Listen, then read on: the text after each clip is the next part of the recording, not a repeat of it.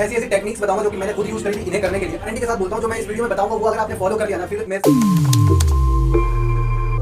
Hello guys, मेरा नाम जिब्रेल है, आप मुझे जानते हो। मेरा 685 नीट 2023 में स्कोर है। अगर आप मुझे नहीं जानते तो चैनल पे विजिट करो, जान जाओगे। तो सबसे पहले तो आप सभी को स्वतंत्रता दिवस की हार्दिक शुभकामनाएं, हैप्पी इंडिपेंडेंस डे सबको। और इस वीडियो में मैं क्या बात करने वाला हूं पता है? अभी आपने जैसे देखा कि जब मैंने बोर्ड्स दिया था 2020 में, उसके बाद मेरी 11th पहले से बर्बाद थी। उसके बाद जब मैंने नीट की प्रिपरेशन स्टार्ट करी 2020 बोर्ड्स के बाद, जब मैं नीट की प्रिपरेशन स्टार्ट करी तो मेरे को 12th का इतना आता था कि उसी के बेसिस पे सिर्फ मैंने 134 स्कोर किया था एग्जाम में। 11th का जितना थोड़ा बहुत मैं अपने दिमाग से कर पाया, उसके साथ साथ 134 मेरे फर्स्ट अटेम्प्ट में स्कोर थे। तो केमिस्ट्री में ऐसा क्या था, मेरी हमेशा से केमिस्ट्री सही रही है, घमंड नहीं है, इस बात का सच यही है। ठीक है, इसमें मैं बताता हूँ मेरा केमिस्ट्री का आखिर क्या राज था, वही बताने वाला हूँ, सीक्रेट है। मतलब किस तरह से मैंने केमिस्ट्री पोर्शन को डील किया था, जो मेरा हमेशा से ही सही रहा है। 99 आउट ऑफ 100 मेरे बोर्ड्स में थे। आपके लिए गुड न्यूज गाइस, जैसा कि मेरे को हमेशा से कमेंट आते रहते हैं कि क्या भैया अभी से स्टार्ट करें तो क्या पॉसिबल है नीट 2024 क्रैक करना, या फिर 250 से अभी क्या 650 तक पहुंचा जा सकता है। तो ऐसे कमेंट्स काफी आते हैं। तो और आपको जैसे पता ही है कि पीडब्ल्यू हमेशा सपने देखने की देता है आजादी, है ना। स्वतंत्रता दिवस के मौके पे अभी सारे बैचेस पे ऑफर चल रहे हैं। जैसे कि अभी यकीन 4.0 लॉन्च हुआ है 2024 बैच के लिए नीट के लिए, और अर्जुना 3.0 लॉन्च हुआ है 11th क्लास के लिए, लक्ष्य 3.0 लॉन्च हुआ है 12th क्लास के लिए। तो ऐसे सारे बैचेस पे काफी बढ़िया ऑफर चल रहे हैं। अगर आप मेरा कूपन कोड यूज करोगे तो आपको 150 का इंस्टेंट डिस्काउंट मिल जाएगा। बैच की मैं क्या ही बताऊं, सारे बैचेस में मतलब फैकल्टी तो टॉप की हो तो आपको ही पता है। इसके साथ साथ 6 डेज पर वीक आपको क्लासेस मिलती है, जिसमें 3 क्लासेस पर डे आपको लाइव लेक्चर्स मिलते हैं। ठीक है, और बाकी तो डीपीपी सब कुछ मिल ही रहा है, सब कुछ मिलता है। ठीक है, इसके साथ साथ अगर मैं बताऊं तो बुक्स में हर एक बैच के लिए स्पेसिफिक बुक्स है, बुक्स के सेट है, आप वो परचेज कर सकते हो। उसकी भी लिंक डिस्क्रिप्शन में मिल जाएगी, सबकी लिंक डिस्क्रिप्शन और कमेंट बॉक्स में पिन होगी। और जैसा कि मैं कहता हूं कि वीक चैप्टर्स को अलग से कर लिया करो, ज्यादा टाइम देके। तो आप अगर चाहो तो पॉकेट कोर्स भी कर सकते हो 49 रुपीज में। इतना ही नहीं guys, independence day big sale चल रहा है पीडब्ल्यू स्टोर पे, तो ये बेस्ट टाइम रहेगा। अगर आपको कोई चीज परचेज करनी है पीडब्ल्यू से तो बढ़िया टाइम है, बढ़िया ऑफर मिल रहे हैं, वहां से ले सकते हो। ठीक है, और साथ ही साथ जैसे मैंने बता दिया कूपन कोड है, आप कूपन कोड से लोगे तो जाओ और 150 का डिस्काउंट पाओ। ठीक है, 150 रुपया देगा। लिंक सारे डिस्क्रिप्शन एंड पिन कमेंट।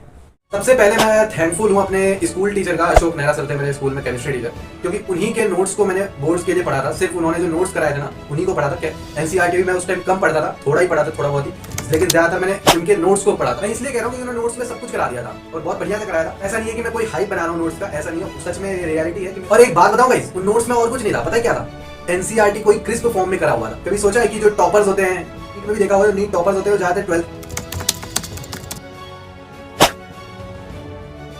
मैं बताऊंगा क्योंकि मैं फुल कॉन्फिडेंस में बोल रहा हूँ कि मैंने जो किया था एनसीईआरटी का बहुत बड़ा रोल है मेरे प्रिपरेशन में। ठीक है, इसीलिए केमिस्ट्री में आज भी 165 स्कोर है। तो मैं बताता हूँ। सो गाइस, इस वीडियो में मैं पार्ट भी बताऊंगा, जैसे कि ऑर्गेनिक हो गया, इनऑर्गेनिक हो गया और फिजिकल हो गया, अलग अलग बताऊंगा। गाइस, मैं ऐसी ऐसी टेक्निक्स बताऊंगा जो कि मैंने खुद यूज करी थी इन्हें करने के लिए इस वीडियो में। और मैं गारंटी के साथ बोलता हूँ जो मैं इस वीडियो में बताऊंगा वो अगर आपने फॉलो कर लिया ना, फिर मेरे से दोबारा मिलना अगर ये ना हो। मैं हमेशा कहता हूँ फॉलो करना इज इंपॉर्टेंट। तो वीडियो को स्टार्ट करते हैं। सबसे पहले मैं ऑर्गेनिक का बताता हूँ आपको। ठीक है, जैसे कि हमारे पास ऑर्गेनिक में है, ऑर्गेनिक में हमें क्या क्या करना है, मिनिमम रिसोर्स क्या है, जिसके बाद ऑर्गेनिक हमारी बहुत अच्छी हो जाएगी। देखो मैं बताऊँ तो ऑर्गेनिक में आपको प्रॉब्लम से जीओसी में आती होगी ज्यादा से ज्यादा, मोस्टली बंदे जेओसी में ही खत्म होते हैं। उसके बाद 12th की ऑर्गेनिक तो वैसी हो जाती है। ठीक है, तो मैं बताता हूँ जीओसी में जिस जगह आप अटकते हो ना, जो आपको नहीं आता है ना वो नीट में भी नहीं आता है। सच बताऊँ देख लो, जीओसी में इतना बड़ा पोर्शन है, आता भी बहुत है, मैं मानता हूँ कि नीट में भी बहुत कुछ आता है, लेकिन वो पोर्शन नहीं आते जिसमें आपको ज्यादा डिफिकल्टी फील होती है। आप चाहे तो प्रीवियस ईयर्स क्वेश्चन चेक कर लो।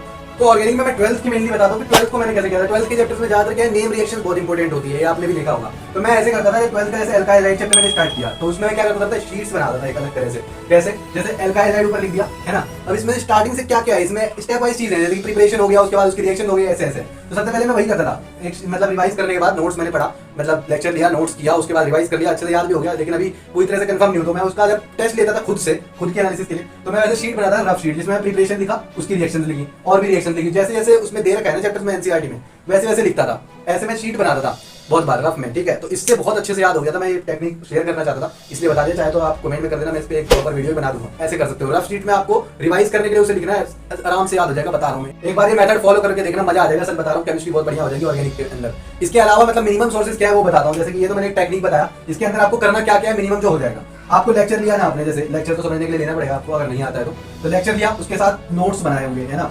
तो ये दो चीजें तो इंपॉर्टेंट है, ये तो करना ही करना है। इसके अलावा एनसीईआरटी कर लेना। ठीक है, जैसे कि मैं तो पंकज सर से पढ़ा, उन्होंने एनसीईआरटी काफी अच्छे से करा दी थी अपने नोट्स में ही, लेकिन फिर भी मैंने अलग से भी एनसीईआरटी पढ़ी है और मुझे फायदा भी हुआ, क्योंकि नीट में जो लाइंस आती है वो डायरेक्ट एनसीईआरटी की उठा के डाल देते हैं, सब रीजन बनाते हैं, स्टेटमेंट क्वेश्चन बनाते हैं, वहाँ एक बैक ऑफ द माइंड वो याद आ जाता है, रिकॉल हो जाता है कि वो लाइंस कहाँ थी। ठीक है, तो उससे ज्यादा ईजी रहता है। तो मैं यही कहूंगा कि एनसीईआरटी भी कर लेना। ठीक है, इसके अलावा इसमें क्वेश्चन प्रैक्टिस करनी है ना, तो क्वेश्चन प्रैक्टिस के लिए दो चीजें कर लेना। आपको डीपीपीएस मिलती होगी या जहां से भी क्वेश्चन प्रैक्टिस करते हो वहां कर लिया, प्लस पीवाईक्यू कर लेना जस्ट। इसके अलावा कुछ नहीं करना है, कुछ भी नहीं करना है, यही करना है। हाँ, इतना ही करना है, हाँ इतना ही करना है, और नहीं होना फिर मेरे से मिलना। और इसमें देखो ये जो है एनसीईआरटी में एनसीईआरटी का इंटेक्स क्वेश्चन और एक्सरसाइज भी कर लेना, उससे प्रैक्टिस बन जाएगी एनसीईआरटी की, तो एनसीईआरटी याद हो जाएगी। इसके बाद हम आते हैं इनऑर्गेनिक पे, क्योंकि इनऑर्गेनिक तुम्हारा इंपॉर्टेंट है थोड़ा सा। इसमें मैं कुछ अलग बताऊंगा। इनऑर्गेनिक में एक मेथड था जो कि मैंने इनऑर्गेनिक की एनसीईआरटी लर्न करने के लिए यूज किया था, मेरे ब्रदर ने बताया था, और बढ़िया मेथड था, मैं बताऊंगा अभी मैं बता रहा हूँ। तो इसमें क्या क्या मिनिमम रिसोर्सेज करते हैं वो मैं बता रहा हूँ। पहले आप नोट्स कर लेना। एक डाउट किसी का आ रहा था कि नोट्स क्यों बनाया भैया, इसमें तो एनसीईआरटी ही आता है सिर्फ। तो नोट्स इसलिए जरूरी है क्योंकि एनसीईआरटी अगर रटने बैठोगे ना बिना समझे, अगर एनसीईआरटी रटने बैठोगे तो लर्न जल्दी नहीं होगा। अगर नोट्स बना लेते हो ना तो नोट्स को रिवाइज करते करते एनसीईआरटी भी अच्छे से आ जाएगी बढ़िया टीचर से। नोट्स आपको एनसीईआरटी को रटने में हेल्प करेगी, नोट्स से जल्दी रट जाओगे आप एनसीईआरटी। इसके अलावा जैसे कि मैं हर बार बोल रहा हूँ, एनसीईआरटी को बिल्कुल भी नहीं छोड़ना है, बिल्कुल भी।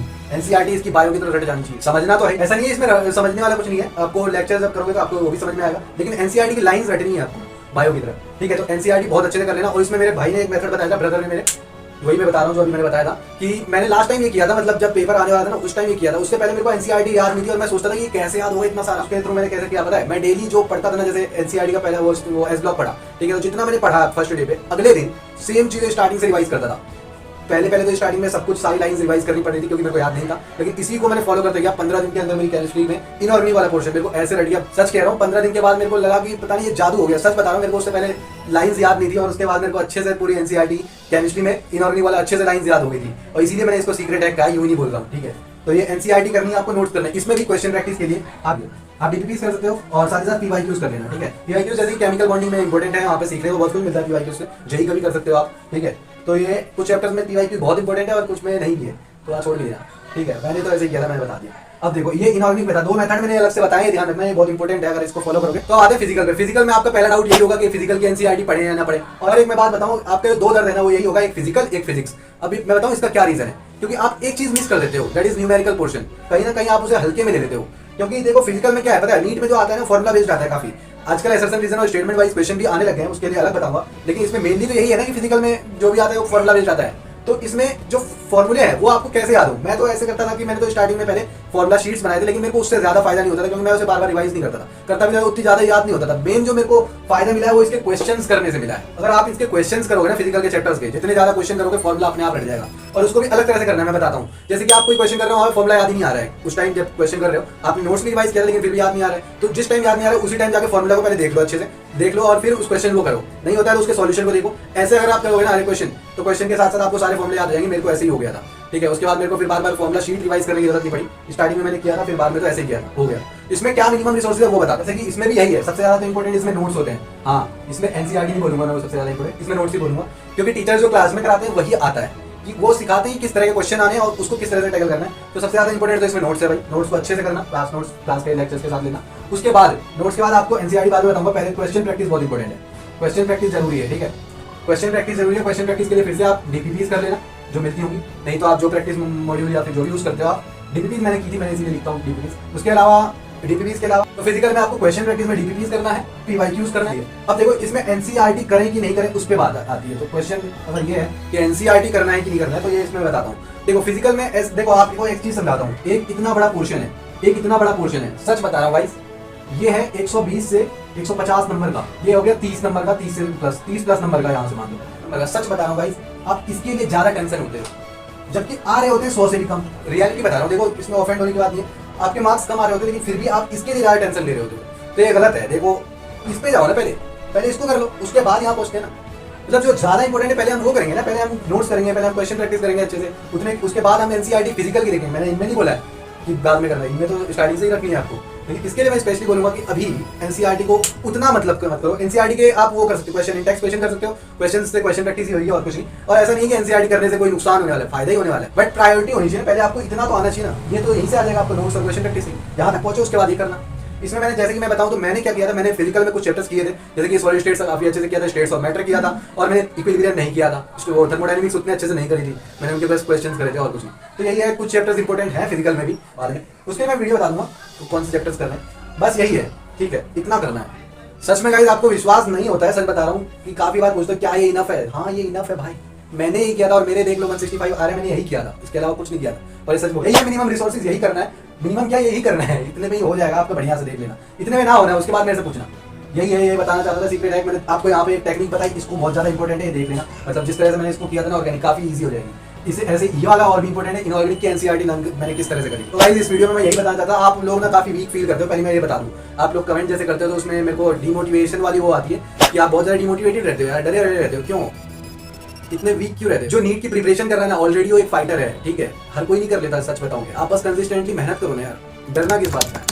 डर किस बात का है? प्रिपरेशन इसी को कहते हैं। हर बंदा जो ये चीज कर लेता है ना, जो सिलेक्ट होता है, वो यही दौर से गुजरा है, आपको भी गुजरना ही पड़ेगा। जो इसमें टिक गया वही है, रेस की दौड़ में जो रह गया ना वही जीतेगा। परिस्थितियां हमें डरा सकती है लेकिन हरा सके ऐसी नस्ल की नहीं है। हाँ, थोड़ी फिल्मी डायलॉग हो गया लेकिन रियलिटी यही है, आपको लगे रहना होगा कंसिस्टेंटली, बस कंसिस्टेंटली इस रेस में बने रहो। ऐसा तो है नहीं कि मैं एक टैबलेट दे दूं और सिलेक्शन हो जाए, या कोई एक टैबलेट दे दे और सिलेक्शन हो जाए, टॉपर बन जाओ, ऐसा कुछ नहीं है, ठीक है। करना वही है जो सबने किया है, जो टॉपर बनाया या सिलेक्ट हुआ। और एक बात सोचो ना, इतना ही अगर आसान होता कि यूं ही मिल जाता और हमारे मार्क्स आ जाते, इतना ही अगर आसान होता तो 25 लाख बंदों का ड्रीम क्यों होता? और हर साल बंदे कंपटीशन बढ़ता ही जा रहा है, आपको करना पड़ेगा। आपके डरे डरे थोड़े कमेंट्स आ रहे थे इंस्टा पे भी, तो मैंने सोचा थोड़ा मोटिवेट कर दूं, लेकिन आपको ना मोटिवेशन कहीं और से लेने की जरूरत नहीं है। आप अपने पेरेंट्स के तकलीफों को मोटिवेशन बनाओ, सच बताऊं, आपको ही पता है, ठीक है। और आप यही देखो ना, आप एंजॉय भी अगर कभी करते हो ना, कोई भी चीज में एंजॉय कर रहे हो, जैसे अभी पतंग उड़ाने जाओगे या फिर हो गया, ठीक है, तो आपके दिल के कॉर्नर से एक आवाज जरूर आएगी, एक मतलब थोड़ा सा डर जरूर होगा, थोड़ा सा टेंशन जरूर होगी। तो करो ना यार, कर लेते हैं इसको, उसके बाद देखेंगे, इसको उखाड़ देते हैं इसको, उसके बाद देखेंगे, उसके बाद एंजॉय करेंगे, है ना। या तो इस लाइन में घुसो ही मत, या तो करना ही पड़ेगा, और क्या।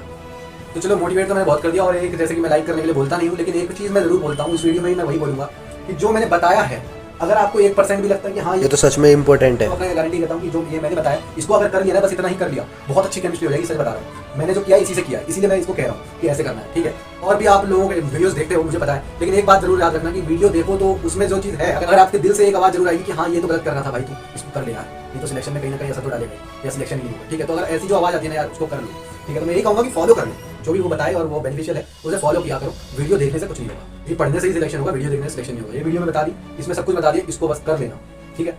बाय, मैं चलता हूँ, ठीक है, बाय।